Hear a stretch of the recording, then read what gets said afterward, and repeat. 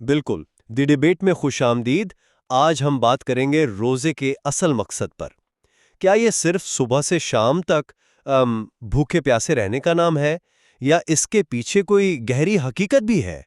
اور سوال یہی ہے کہ روزے کی اصل قدر اس کی جسمانی مشقت میں ہے یا اس روحانی تبدیلی میں جو اس کا نتیجہ ہونی چاہیے۔ بالکل، میں سمجھتا ہوں کہ اصل چیز اس کی روح ہے۔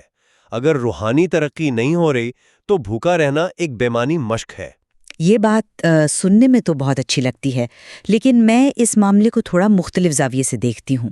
میرے نزدیک روزے کی بنیاد ہی یہ جسمانی مشقت ہے۔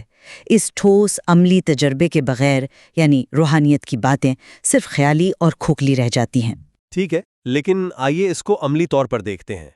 اگر ایک شخص روزہ تو رکھتا ہے، بھوک پیاس بھی برداشت کرتا ہے، لیکن ساتھ میں جھوٹ بھی بولتا ہے، غیبت کرتا ہے، لوگوں سے برا سلوک کرتا ہے، تو کیا اس کی بھوک کی کوئی قیمت ہے؟ روزے کا مقصد تو نفس پر قابو پانا ہے۔ یعنی جب آپ کو شدید غصہ آئے لیکن آپ صرف اس لیے خاموش ہو جائیں کہ آپ روزے سے ہیں، یہ ہے نفس پر قابو پانے کا عملی مظاہرہ۔ اگر یہ تبدیلی نہیں آ رہی تو روزہ صرف ایک رسم بن کر رہ جاتا ہے۔ میں آپ کے مثال سے انکار نہیں کر رہی، لیکن آپ وجہ اور نتیجے کو الٹ کر دیکھ رہی ہیں۔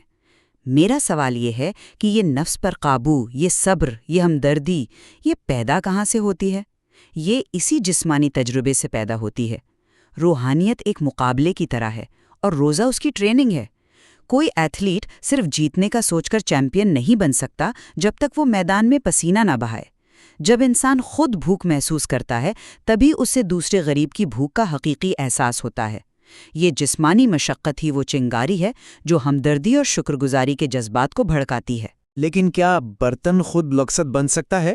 آپ جسم کو روح کا برتن کہہ سکتے ہیں، لیکن اگر برتن ہی گندلا ہو، یعنی انسان بھوکا تو رہے مگر اس کا دل حسد اور بغض سے بھرا ہو، تو کیا اس میں ڈالی گئی کوئی بھی چیز پاک رہ سکتی ہے؟ خطرہ یہ ہے کہ جب ہم صرف عمل کی ظاہری شکل پر زور دیتے ہیں تو لوگ ریاکاری میں مبتلا ہو جاتے ہیں۔ وہ دوسروں کو دکھانے کے لیے تو روزہ رکھ لیتے ہیں، لیکن ان کی شخصیت میں کوئی مثبت تبدیلی نہیں آتی۔ ایک منٹ، کیا آپ یہ کہہ رہے ہیں کہ عمل کی کوئی حیثیت ہی نہیں؟ اگر روحانیت ہی اصل مقصد تھی تو پھر اسلام نے بھوکا رہنے کی اتنی واضح اور سخت شرط کیوں رکھی؟ صرف اچھی نیت اور اخلاقی بہتری کی تلقین کیوں نہیں کی گئی؟ اس سخت شرط کا مطلب ہی یہ ہے کہ یہ جسمانی عمل خود مرکزی حیثیت رکھتا ہے۔ یہ وہ ٹھوس حقیقت ہے جس سے فرار ممکن نہیں ہے۔ آپ روحانیت کی بنیاد ہوا میں نہیں رکھ سکتی۔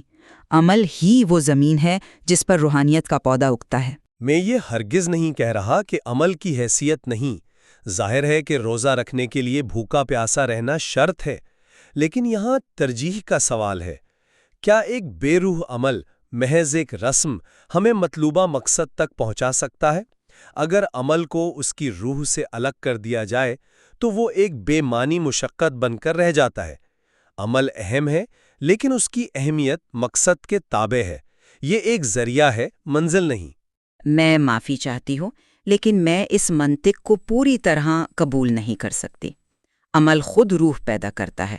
جب آپ جسمانی طور پر خود کو کھانے پینے سے روکتے ہیں تو یہی نظم و ضبط آپ کی روح کو مضبوط کرتا ہے۔ آپ یہ نہیں کہہ سکتی کہ پہلے روح آئے گی اور پھر عمل بہتر ہوگا۔ نہیں، آپ عمل کرتے ہیں اور اس عمل کی سختی آپ کی روح کو تراشتی ہے۔ یہ کہنا کہ روح اہم ہے اور عمل ثانوی، یہ تو ایسا ہی ہے جیسے بنیاد کے بغیر عمارت کھڑی کرنے کی کوشش کرنا۔ عمل اور روح الگ نہیں، عمل ہی روح کا راستہ ہے۔ تو خلاصہ یہ ہے کہ میرے نزدیک روزے کی حقیقی قدر اس روحانی تبدیلی میں ہے جو انسان کے اندر آتی ہے، اور جسمانی مشقت اس عظیم مقصد تک پہنچنے کا ایک ذریعہ ہے۔ یہ ذریعہ بہت اہم ہے، لیکن یہ مقصد سے بڑا نہیں ہو سکتا۔ اور میرے نزدیک روزے کی بنیاد اس کا جسمانی نظم و ضبط ہے، جس کے بغیر روحانی فضیلت کا تصور ہی ناممکن ہے۔ عمل محض ایک ذریعہ نہیں، بلکہ یہ خود مقصد کا ایک لازمی اور اٹوٹ حصہ ہے۔ یہ گفتگو ظاہر کرتی ہے کہ روزہ ایک بہت گہرا اور اس کے کئی پہلو ہیں، جس کے جسمانی اور روحانی پہلو ایک دوسرے سے جڑے ہوئے ہیں۔ بالکل، اور شاید اصل حکمت ان دونوں کے درمیان صحیح توازن قائم کرنے میں ہی ہے۔ ایک کے بغیر دوسرا یا تو کھوکھلا ہے یا بے مقصد۔ ہم اپنے سامعین کو دعوت دیتے ہیں کہ وہ فراہم کردہ مواد کی روشنی میں ان دونوں پہلوؤں پر غور کریں اور اپنی سمجھ بنائیں۔